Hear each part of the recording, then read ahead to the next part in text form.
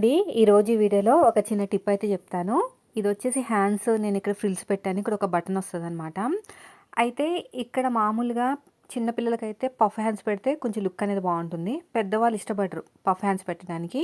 అలాగే వదిలేసామనుకోండి కొంచెం లుక్ అనేది కూడా అంత హైలైట్ అవ్వదు. నేనేం చేస్తానంటే ఉల్టా తిప్పేసుకొని హ్యాండ్కి ఇలాగా లేయర్ని అంటే మన లైనింగ్ ఉంటుంది కదా, ఆ లైనింగ్ని పట్టుకుని మనకు ఒక 3 ఇంచులు పొడుగు, అదేవిధంగా విడ్త్ వచ్చేసి పాదం ఇంచంతతోటి ఒక స్టిచ్ వేసుకుంటే లైనింగ్ అనేది దగ్గరగా అయ్యి మనకి పైన క్లాత్ అనేది కొంచెం పైకి లేస్తుంది. అప్పుడు మనకి ఈ లేయర్స్ అనేవి క్లియర్గా కనిపిస్తాయి. అలాగా మీరు ఈ టిప్ ఫాలో అవ్వలేదనుకోండి, నార్మల్గా ప్లెయిన్గానే ఉంటుంది.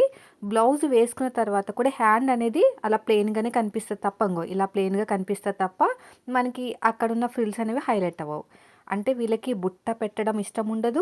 అలా అని చెప్పేసి మరీ బ్లౌజ్కి వేసుకున్న హ్యాండ్ డిజైన్ అనేది హైలైట్ అవ్వదు. సో అలా హైలైట్ అవ్వాలంటే ఇలా హ్యాండ్కి లైనింగ్ ఉంటుంది కదా, లైనింగ్ని మాత్రమే సపరేట్గా తీసుకుని ఇలా ఒక 3 ఇంచుల పొడుగు, విడ్త్ వచ్చేసి పాదం ఇంచుతోటి కుట్టుకున్నారంటే లేయర్స్ అనేవి కొంచెం ఇలా పైకి ఎత్తినట్టు వస్తాయి.